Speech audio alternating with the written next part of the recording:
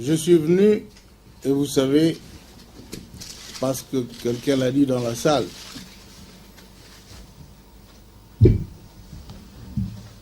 que notre diplomatie, qui est une diplomatie maintenant de combat, nous a amenés ici pour expliquer justement à la communauté internationale, notamment ici en Belgique, les réalités de chez nous, qui sont le plus souvent totalement déformées. Déformées surtout quand on prend des victimes pour des agresseurs. Nous avons trouvé dans le milieu que nous avons eu à aborder, à côtoyer, à discuter de la problématique de l'agression, rébellion. Nous nous sommes rendus compte que le peuple congolais était, une fois encore, absent de préoccupation de ceux qui cherchent le droit humain. Son calvaire ne compte pas du tout. On se soucie des agresseurs, des tueurs, ces sanguinaires que tout le monde connaît. Et on dit, lorsqu'ils ont voulu se défendre à Kinshasa, on dit qu'ils n'ont pas le droit de se défendre, les Congolais. Parce que s'ils se défendent, ils tuent les Tutsis. Il fallait donc que le peuple congolais ne se défendât pas et que maintenant n'ose pas libérer son pays. Parce que chaque geste dans la direction d'expulser l'ennemi est vu comme une tentative de créer un génocide. Nous avons écouté avec consternation ce genre d'abomination. Et c'est une injustice insupportable. Et je veux vous avouer, mes chers compatriotes, que la lutte continue et qu'il faudra soutenir, qu'il faut la continuer. C'est du moins la conclusion à laquelle ma délégation et moi-même sommes arrivés. Après avoir rencontré d'éminentes personnalités,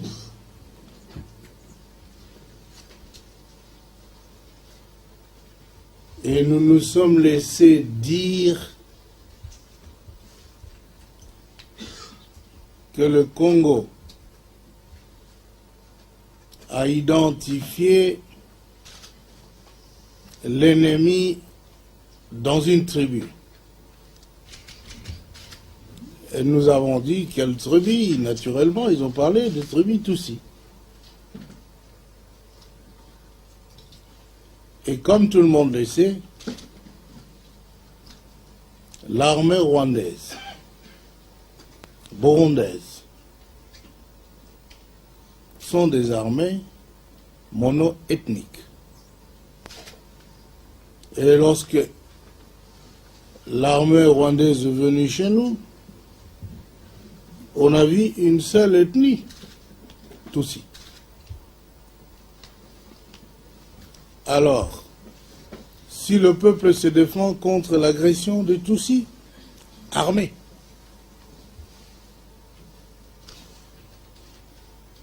voyez-vous, que l'on dise on veut exterminer les Tutsis. Alors qu'est-ce qu'il faut faire? Les laisser liquider le peuple congolais physiquement, les laisser nous asservir comme ils ont fait chez eux, avec la majorité Hutu. Quand est-ce qu'on fera une différence entre les Tutsis armés, qui est dans les forces armées, et l'agresseur Tutsi, qui vient toujours armé, qui n'a jamais laissé des armes chez eux, pour venir au Congo en balade, et pour dire que les Tutsis sont venus chez nous en villégiature, alors il ne faut pas les affronter. Vous avez un grand travail, vous, nos compatriotes ici, et je suis content que vous avez tous pris conscience du fait que, à travers vos discours, vous déplorez l'incompréhension de ceux qui ont la voix dans la communauté internationale.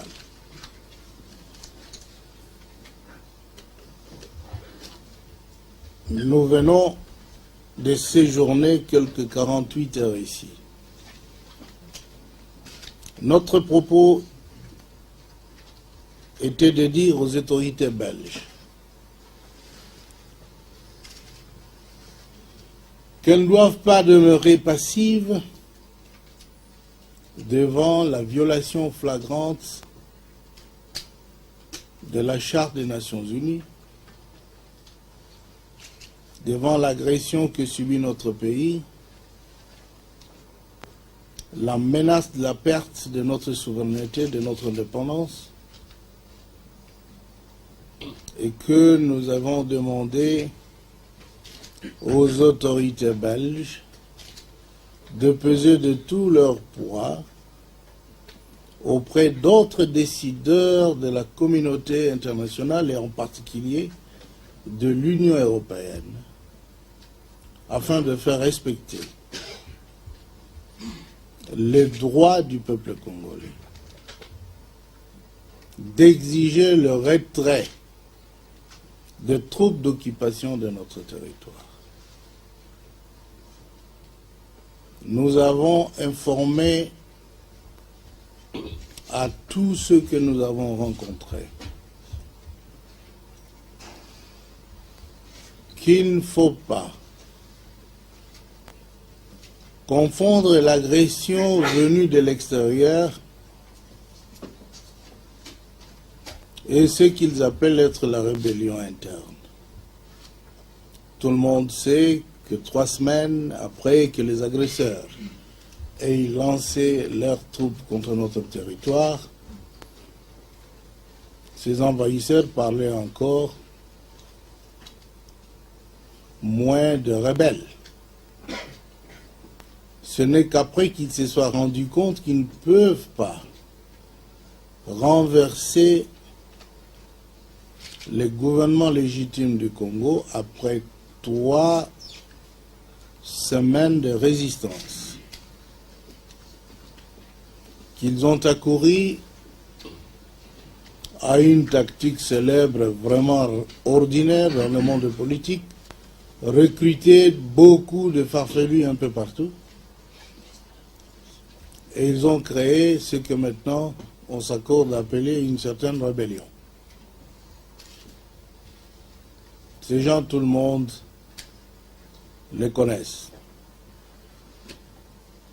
Nul n'a vu le pauvre Wamba qui était à Dar es Salaam à l'université physiquement affaibli,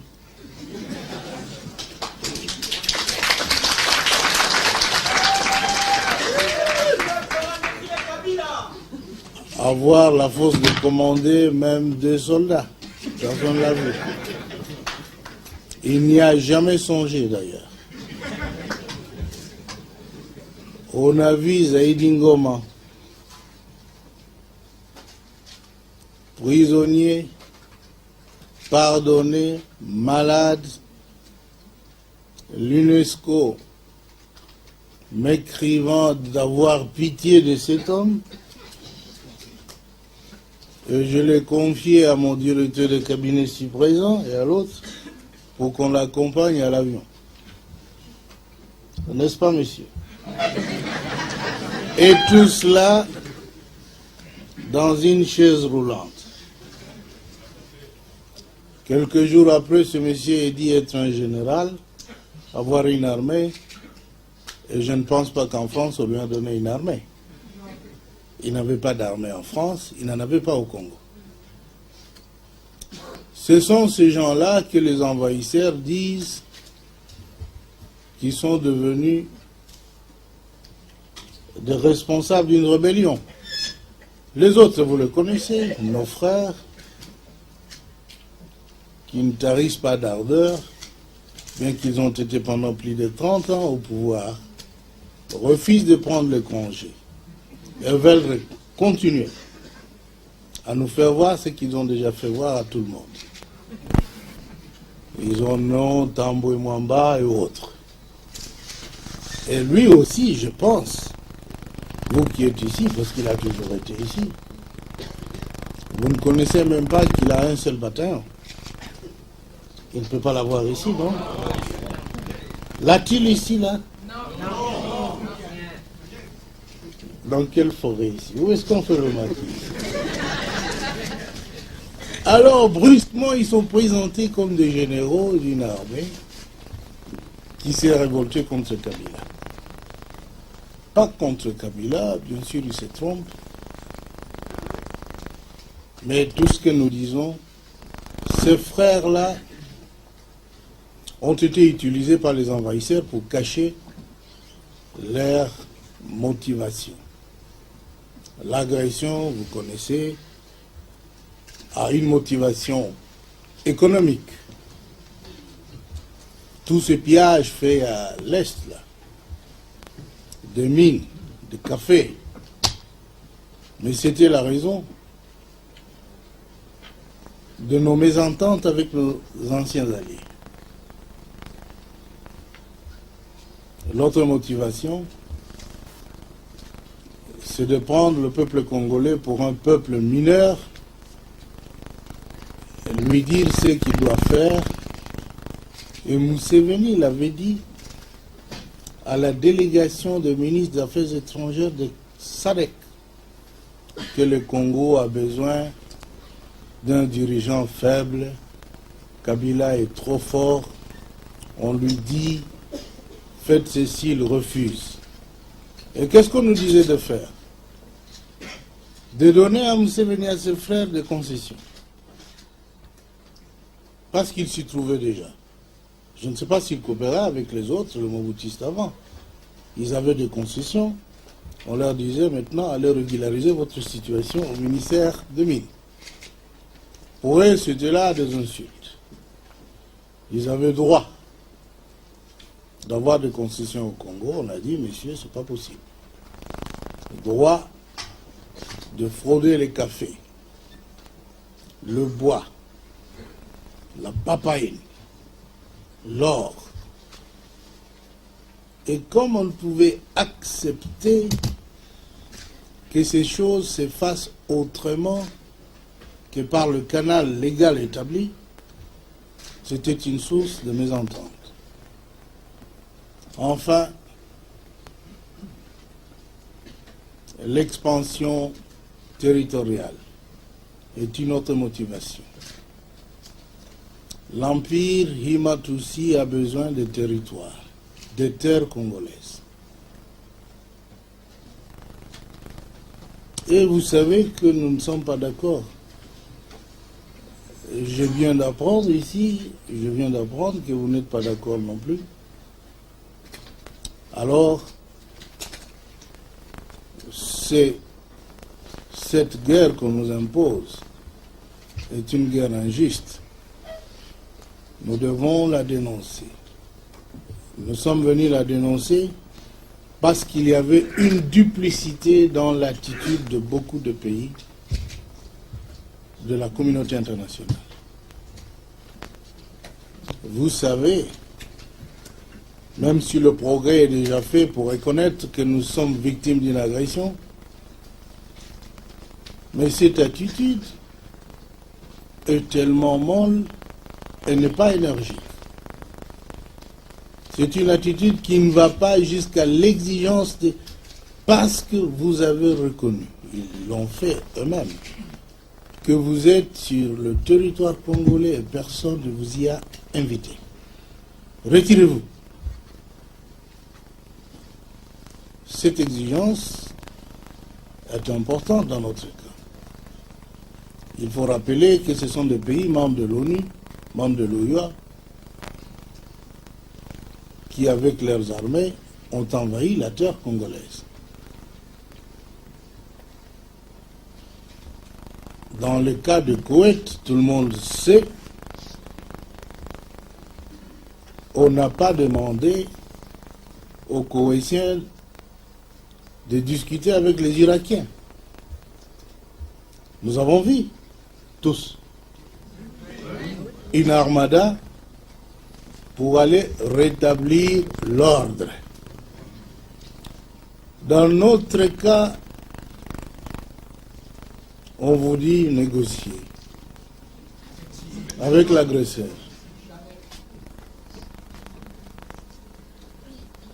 Tous les exemples qu'on a donnés, dire à une victime de quoi, dans le croc de crocodile, de négocier avec le crocodile qui veut le dépiécer, ce n'est quand même pas de l'indulgence de la communauté internationale.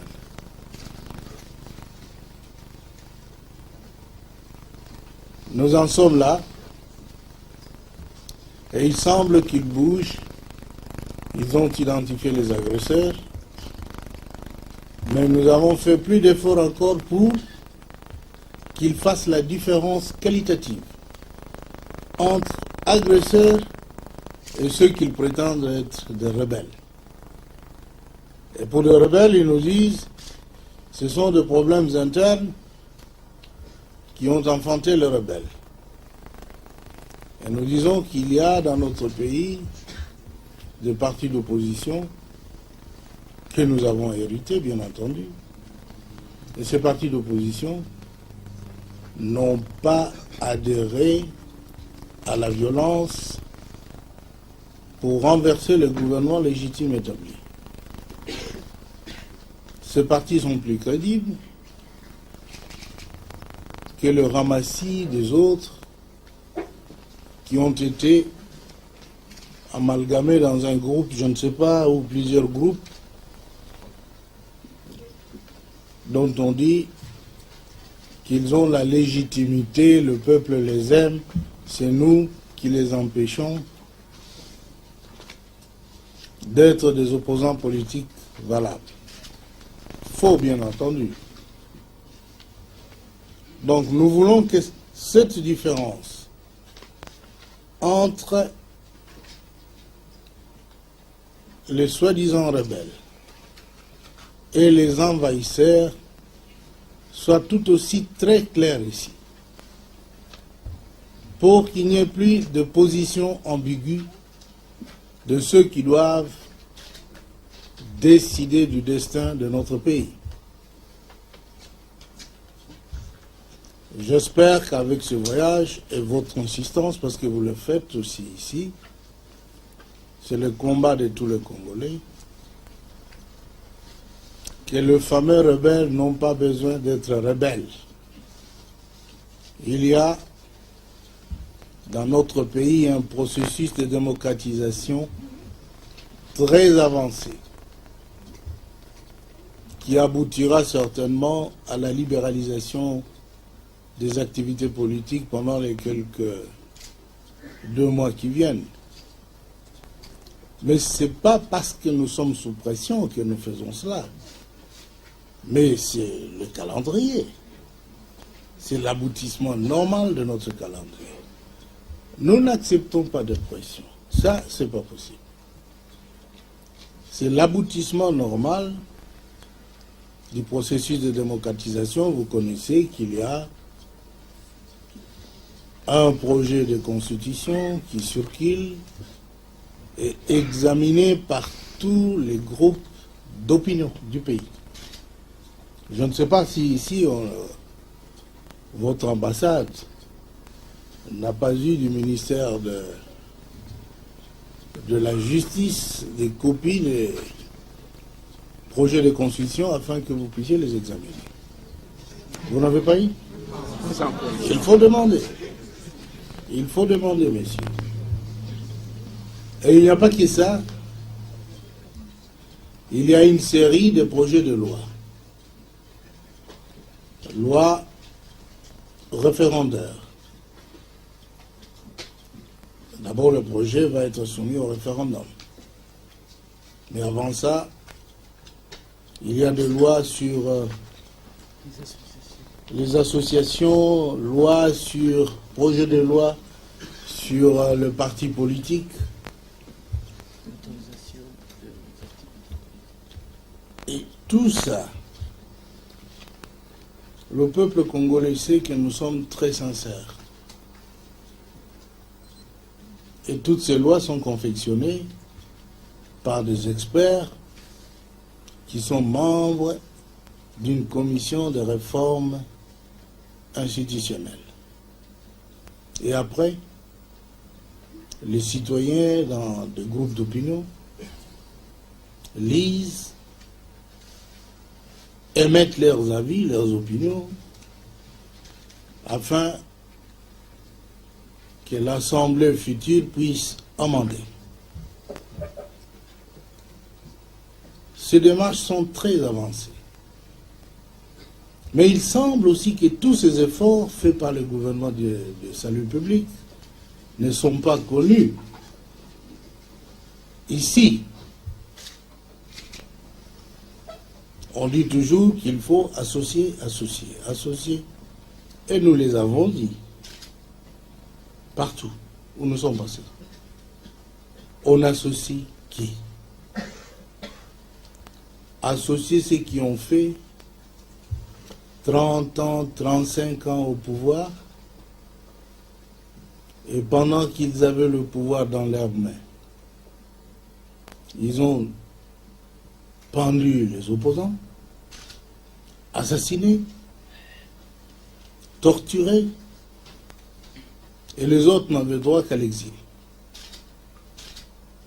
Et ces gens, comme l'a dit récemment je vis ça sur l'internet, Monsieur Chester Kroka, qui était, vous le savez bien, grand conseiller, ami de Monsieur Mobutu, c'est lui-même qui l'a dit d'ailleurs, que ces Congolais-là, les anciens Mobutistes, et leurs amis, devaient attendre 3 générations pour prétendre à une quelconque ambition politique encore.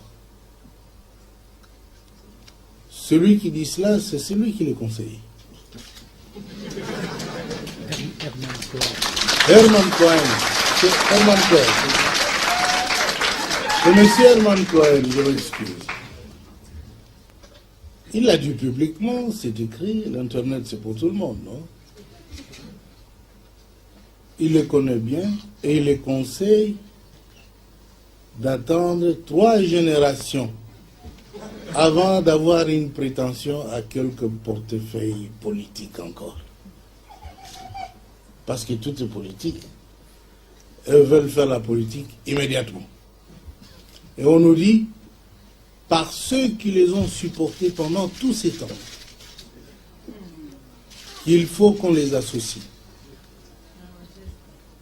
Dites-vous bien que nous leur avons répondu. À tous, lorsqu'ils étaient au pouvoir, pourquoi ne nous ont-ils pas associés, eux?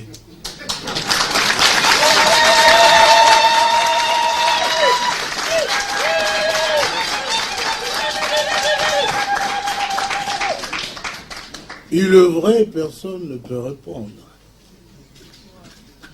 Mais il répétait, il faut associer, Mais associer qui et pourquoi? Nous, on les a donné un avantage, la liberté. Notre révolution est une révolution, pardon. Au lieu d'aller 3 mètres sous terre, au lieu de les pendre, de les exécuter, de les jeter en prison, ils sont libres à Kinshasa.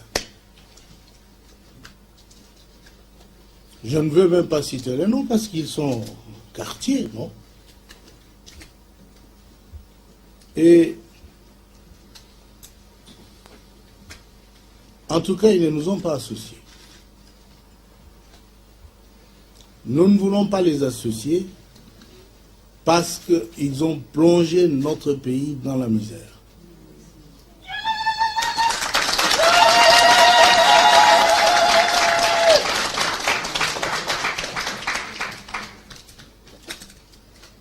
C'est tout à fait vrai ce qu'a dit un camarade ici. Quand le peuple a fait son choix, les forces extérieures ne sont pas satisfaites.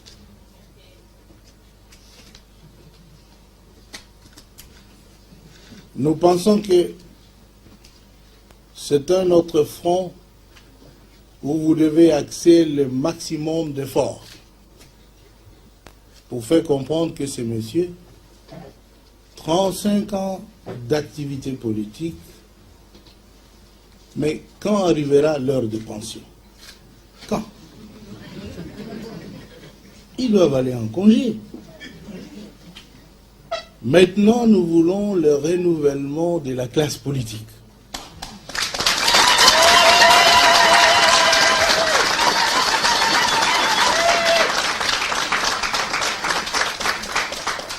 Il faut de personnes intègres, il faut de jeunes conscients de ce que le Congo doit être un pays moderne comme les autres, un pays qui s'est construit. Vous êtes bien en Belgique ici, les autoroutes, les lumières, le ceci. Alors que dans notre pays, tout riche qu'il est, dans l'arrière-pays, le paysan, toute sa richesse, c'est une machette, une roue et une natte. Il n'a pas de lit. Il a vécu comme ça pendant les 3 décennies du moutisme. Et ce monsieur l'ont isolé. Pas de route, pas d'infrastructure de communication avec l'arrière-pays, le monde du paysan. D'où la misère. Toute l'économie était de subsistance. Ils cultivaient pour se nourrir. Ils ne pouvaient pas vendre. Parce que le gouvernement, qui se sont succédés,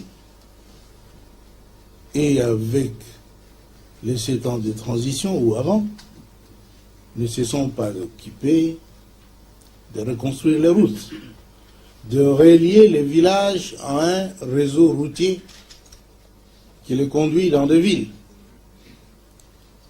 Ils étaient abandonnés, oubliés. Il y a 2 semaines, lorsque le premier camion de forces armées congolaises sont arrivés à Lubao, l'ancien Saint-Héry, mes commandants qui sont là, notamment le commandant Sikatena, il me dit, Président, il y a vraiment une dégénérescence ici. Il y a des gens âgés de 27 ans qui n'ont jamais vu de véhicule passer ici. Et quand ils ont vu le premier véhicule de ces forces armées, ils disent, ah, c'est ça, les camions ou la voiture? On dit, non, ça sont des camionnettes. Voilà comment on peut punir son peuple. Et ce sont ces gens que l'on chérisse, qu'on veut nous voir associés à notre œuvre libératrice et de reconstruction. de nouveau. Et on ne parle que de cela. Faites-les oublier. Ici, chez eux, quand même, les gens vont en congé. Et pourquoi cela n'irait-il pas en congé?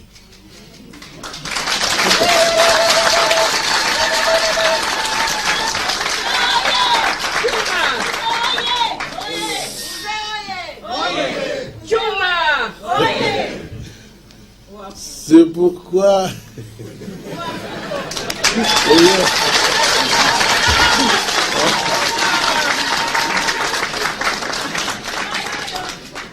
C'est pourquoi cette mission est essentielle pour dire des vérités.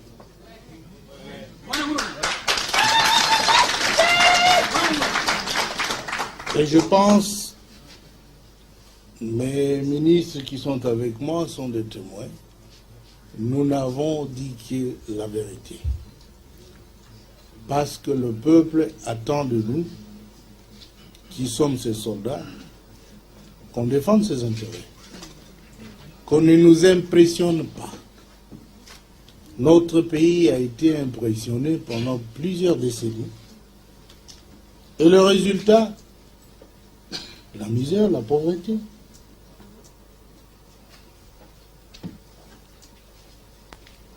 Cela fait partie d'ailleurs de ce qu'on appelle notre arrogance. Mais nous ne sommes pas si arrogants. Le peuple, comme disait l'autre ami, là, ne serait pas derrière nous si nous étions arrogants. Le peuple ne veut pas des gens arrogants. Il veut des gens qui font partie de lui. Nous, nous sommes partie du peuple.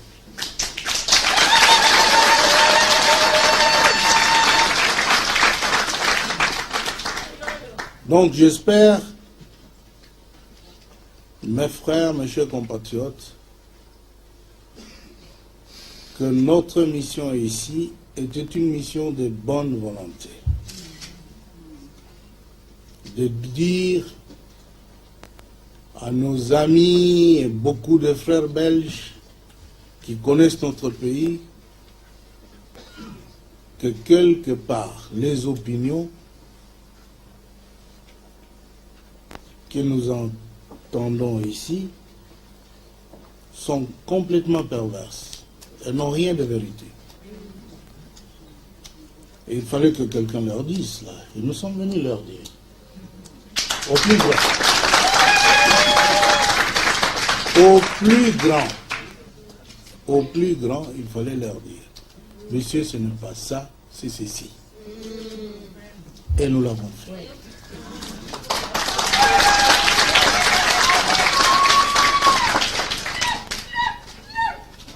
Nous ne sommes pas antidémocratiques, parce qu'on nous disait, alors, faites un gouvernement d'union nationale. Nous avons dit, notre pays a connu pas mal de gouvernements d'union nationale, non? Même de large union nationale.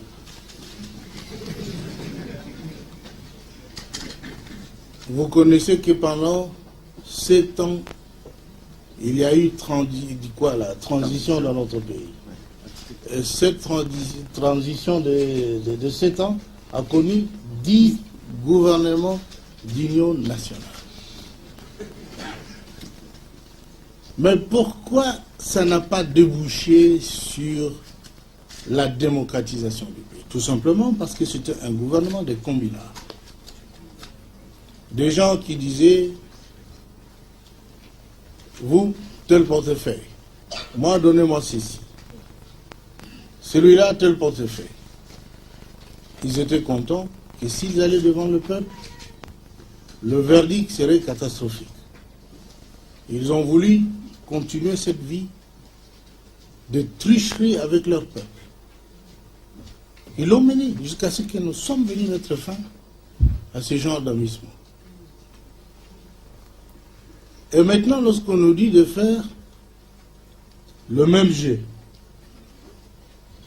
nous avons été côtoyés, parce que moi j'ai vu tout ce monde, j'ai vu M. Boboliko, j'ai vu M. Tshisekedi, j'ai vu Que n'a-t-on pas dit? D'autres sont venus dire, d'abord, les missions diplomatiques des pays occidentaux chez nous. Pas ceux qui dirigeaient notre pays. Il dit, si vous mettez tel là-bas, si c'est crédible, l'Occident pourra donner de l'assistance, etc. Nous disons, ah, ça c'est très bien. Mais mettre qui? Tel, je parlais avec ce monsieur. Ce qu'ils m'ont proposé, c'est que, Président, vous êtes si pressé. Vous êtes tellement pressé pour aller vers les élections. Si vous prenez tel, mais c'est fini. Vous aurez encore 5 ans de transition. Mais 5 ans de transition, président, faites ça. 5 ans de transition, notre peuple a besoin des élections. A besoin de faire respecter qu'il est la source de légitimation du pouvoir. C'est-à-dire que c'est par les urnes que vous aurez le mandat. Tant que ce gouvernement n'est pas issu de mandat, c'est-à-dire de verdict des urnes, vous ne pouvez pas être dans un gouvernement d'union nationale, parce que le nôtre est provisoire. Et le gouvernement d'union nationale, c'est le résultat du cartel, le groupe. Celui-là, 2%, 4, 5, et puis... Mais tous, vous avez les mandats. Vous connaissez l'histoire, vous êtes intellectuels. Le premier gouvernement de Lumumba, ça a été ça. Un gouvernement d'union nationale. Mais tous avaient le mandat. Ils étaient élus. Quand on n'a pas de mandat, on veut faire un gouvernement soi-disant d'union nationale. Ce sont des combinards qui se trouvent autour d'une table, qui ont peur de leur propre peuple et qui veulent assumer le destin du pays sans mandat du peuple. Et quand on nous propose d'accepter un tel gouvernement pour que nous puissions aller encore pendant 5 ans comme président mobutisé, parce qu'ils peuvent tout.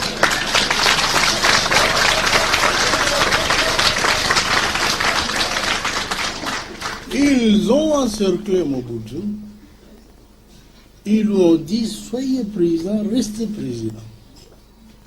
Et nous continuerons. Ils ont continué. Mobutu n'avait plus de mandat, plus de légalité. Mais ils étaient autour. C'est votre tour là. Ils étaient autour. Président. Ils veulent aussi que je devienne...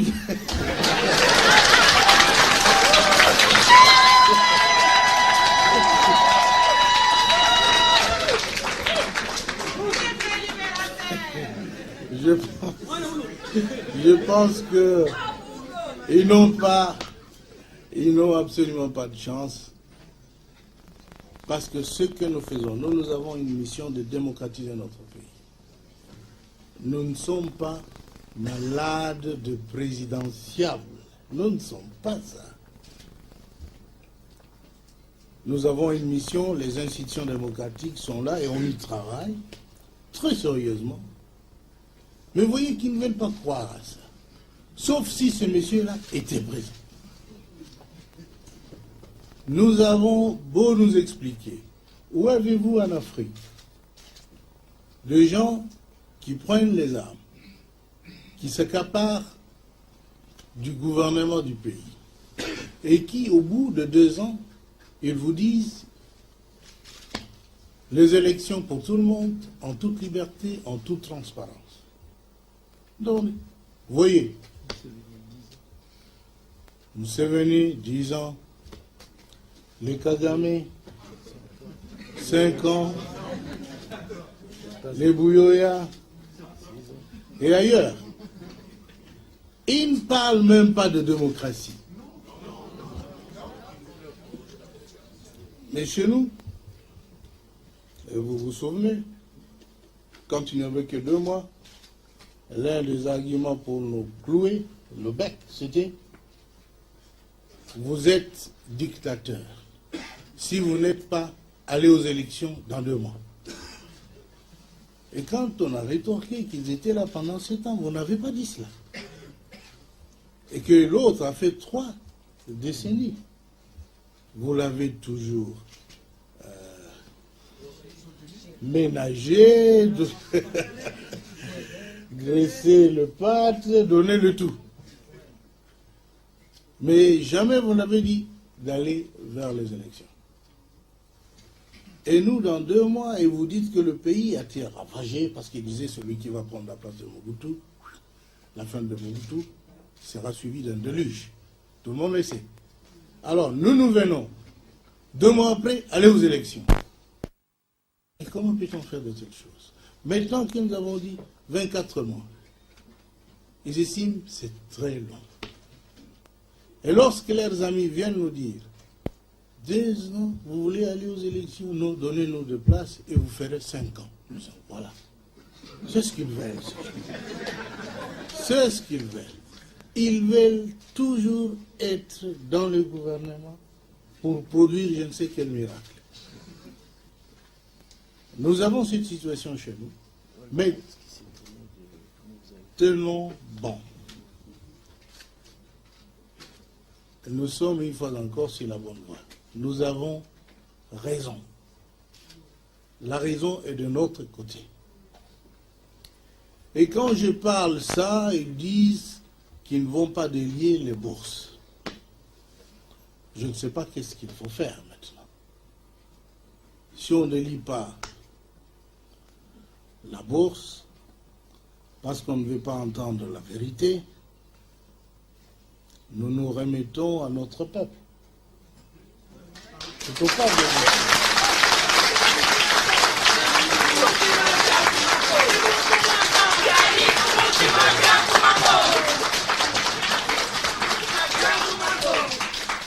Et le vrai, il faut s'en remettre à son peuple.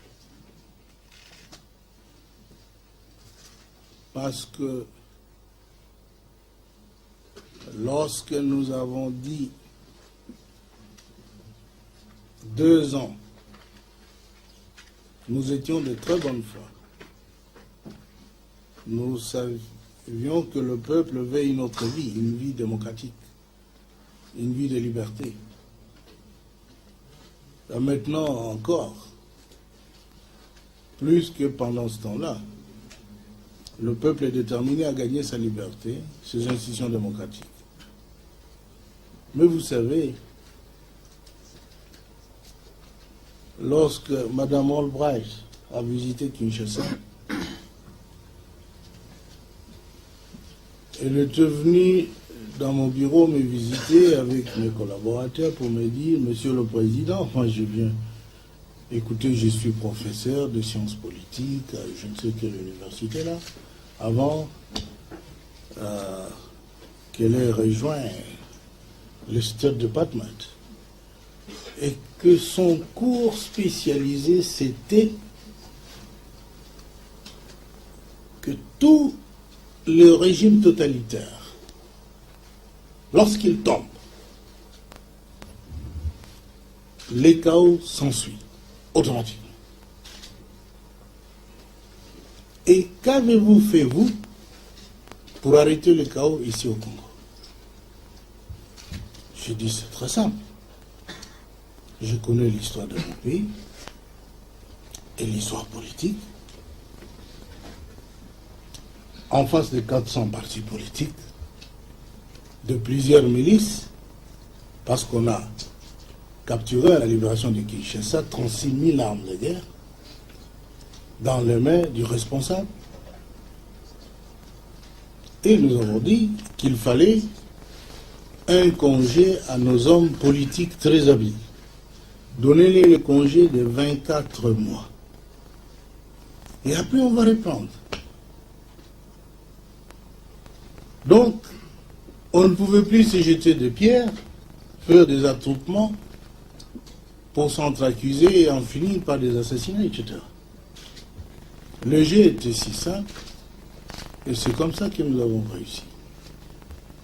Ah, félicitations. Malgré ça, Répétition.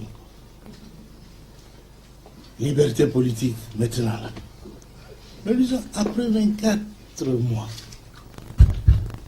vous verrez que notre peuple a compris. Et c'est pourquoi, à Kinshasa,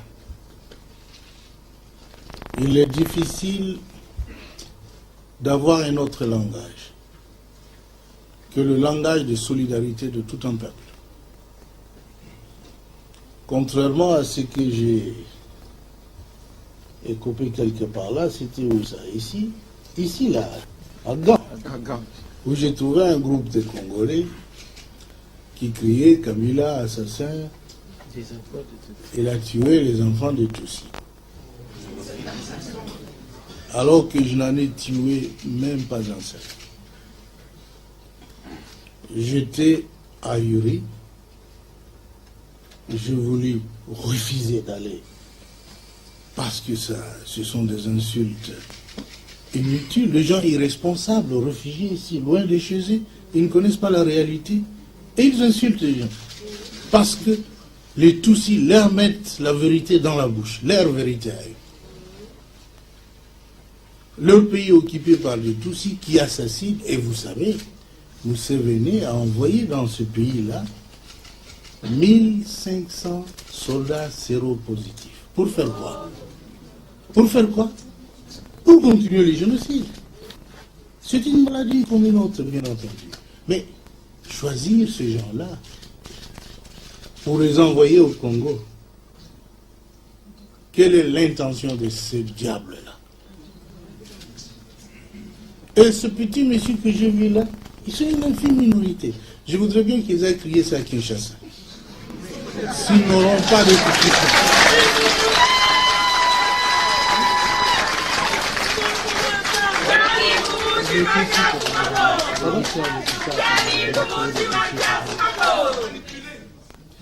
Et s'ils ne savent pas, parce qu'il y a de télévision, on a vu le dimanche passé l'ambassadeur de Belgique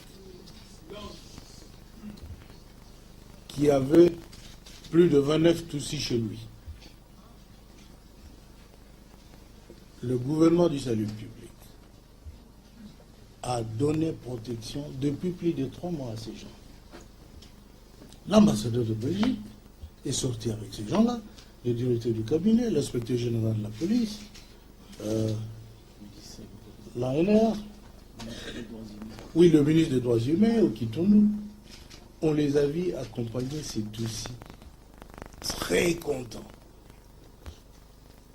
qui se sont exprimés à la télévision nationale pour dire qu'ils regrettent de quitter leur pays. Ces gens-là, de Kagame, donc, ils parlent de Kagame, sont venus leur créer des difficultés, ils étaient bien, ils ont tout dit. Maintenant que je vous parle, les Tutsis sont en train d'être nourris par nos soldats à Kinshasa.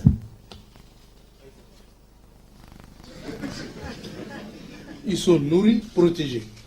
On les dit, bon, rentrez chez vous dans la cité. Ils disent, ils ne peuvent pas rentrer parce qu'ils seront massacrés par la population. Alors, comme nous ne pouvons pas mettre un soldat pour surveiller chaque Tutsi, il faut quand même qu'il soit protégé. Et nous le faisons. La Croix-Rouge est présente. Témoin. On les nourrit. Mais maintenant, là, c'est nous qu'on accuse d'assassiner les Tutsis, mais on ne l'a jamais fait. Et que dire de ceux qu'ils ont déportés à Bukavu, les nôtres? Qui connaît où ils sont? Ces gens-là aiment le sang. Il a bien dit, le génocide, ce n'est pas congolais. Ce n'est pas dans nos traditions. Ça n'a jamais été.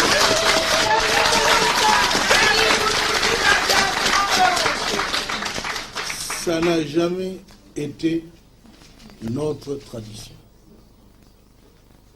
Ils ont déporté des gens. Ils tuent chez nous quand le Saint-Siège a appris qu'on a assassiné des chrétiens dans l'église de Kassika avec le Poïla, on en a parlé dans le monde. Et tous les autres qui sont massacrés partout. On n'en parle pas. Chaque jour, ils tuent. Ils ont la haine du Congolais. Qui en parle? Qu'avons-nous fait au monde, et surtout au monde occidental, pour être ici aînés?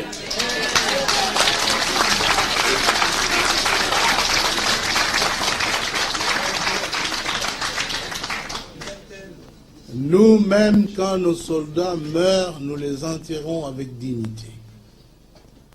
Il y a 2 semaines et demie, Kagame, le sanguinaire, un sadique, a donné l'ordre à ses soldats. Si un soldat Tutsi tombe, coupez la tête. Et ceux qui étaient tués à Kabalo, on les a vus, ils avaient encore leur tête, mais comme la guerre se poursuivait, ils sont venus avec des tentes. Ils repoussent la compagnie qui était à l'aéroport de Kabalo, juste pour venir s'occuper des coupes de tête. On a trouvé plus de 89 corps sans tête de soldats aussi. Où ont-ils amené les têtes de tous? Et tout ça pour dire après qu'on a tué les Tutsis, voilà ceci. Mais ces gens sont des sanguinaires, ils n'ont même pas peur de couper la tête de mort. Ils sont formidables. Et en ont l'habitude parce que c'est dans leur tradition. Si vous avez une tradition pour manger de la viande crue, vous mangerez toujours. Et si vous avez l'habitude d'égorger les hommes, vous le ferez. Et c'est pourquoi couper la tête de mort, pour eux, ça ne pose aucun problème. Nous avons en face ce genre de personnes. Donc, j'espère que vous suivez ce qui se passe au Bénin. La résistance est là. Que vous soyez dit qui vous de manière, la résistance est nationale. Mais je vous ai dit ici, vous devez lutter, vous Congolais. Parce qu'en résistant, si vous contre-attaquez, on vous dit, vous voulez faire le génocide. Mais qu'est-ce qu'il faut faire alors? Il faut laisser les Tutsis dans notre pays. C'est ce qu'ils disent. Qu'on veut commettre des génocides en prévision de la réponse musclée de notre peuple à l'agression. Ils disent, ils préparent les génocides. À un certain moment, ils disaient, nous sommes des génocidaires. Tantôt, ils disent, ils préparent les génocides, ils sont venus pour empêcher les génocides. Donc, le génocide n'a pas encore commencé. Et en même temps, nous sommes génocidaires. Nous ne sommes génocidaires de personne. Et nous ne laisserons jamais. Mais on ne va pas laisser des étrangers venir occuper le pays d'autrui. Et si on veut le repousser, on devient génocidaire. Qu'est-ce que cela signifie? On veut faire de nous ce qu'on a fait des Hutus chez eux. Tous les Hutus, femmes, enfants, vieillards, on les appelle génocidaires. Tout un peuple, 85% de la population rwandaise Hutu ne sont que des génocidaires. Et la communauté internationale est là. Calme. Et si nous appelons les soldats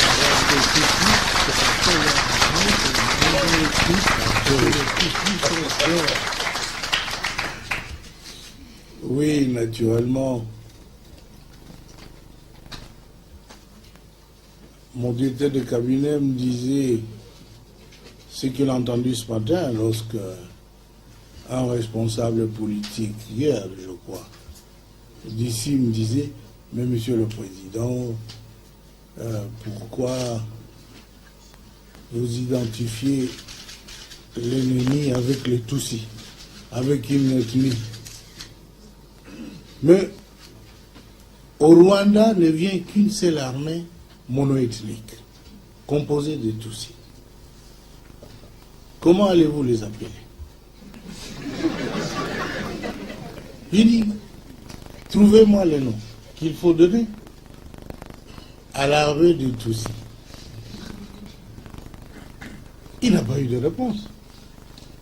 On n'identifie pas l'ennemi avec une ethnie. Mais quand une ethnie constitue une armée, mais c'est l'armée de cette ethnie-là.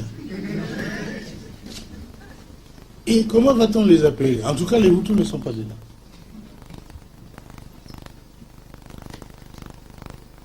Vous voyez, les Hutus sont victimes d'une injustice.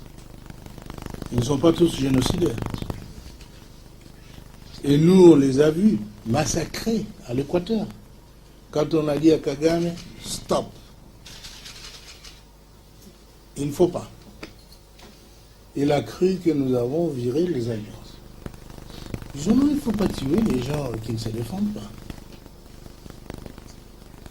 Le Congo doit avoir sa conscience tranquille. Nous voulons bâtir notre pays. Il est en retard de développement, tout le monde le sait. Nous n'avons pas le temps de nous occuper des affaires de Rwandais. Nous n'irons pas là-bas. Allez chercher quoi? Qu'est-ce qu'on va chercher là-bas?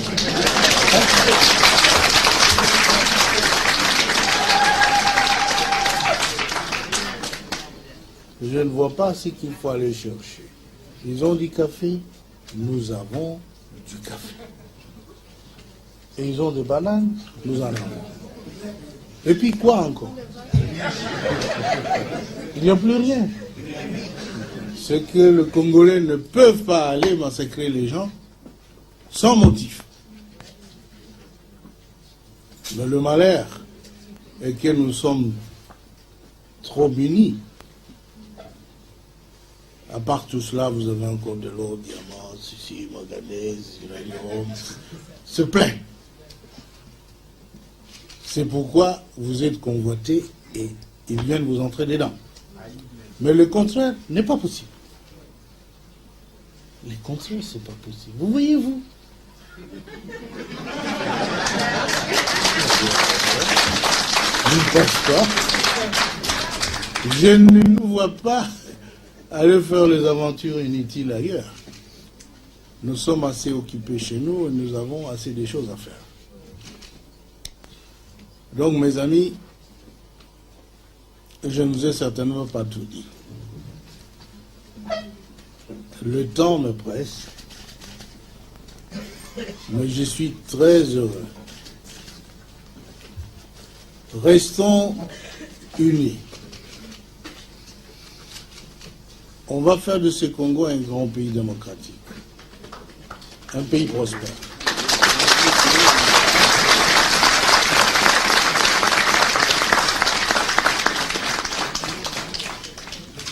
Je vais répondre à ces interrogations avec mon gouvernement. Je vais convoyer les réponses par le biais de notre ambassade ici.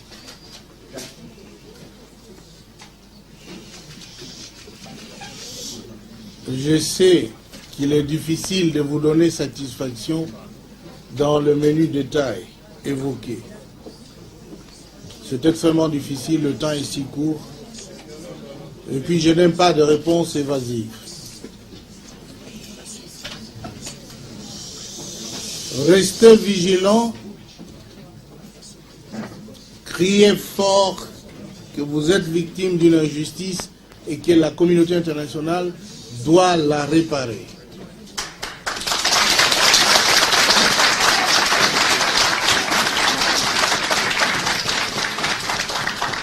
J'espère que la télévision congolaise est ici aussi, non? Elle le présente? Bon, le message, vos messages seront répercutés au pays. on les entendra.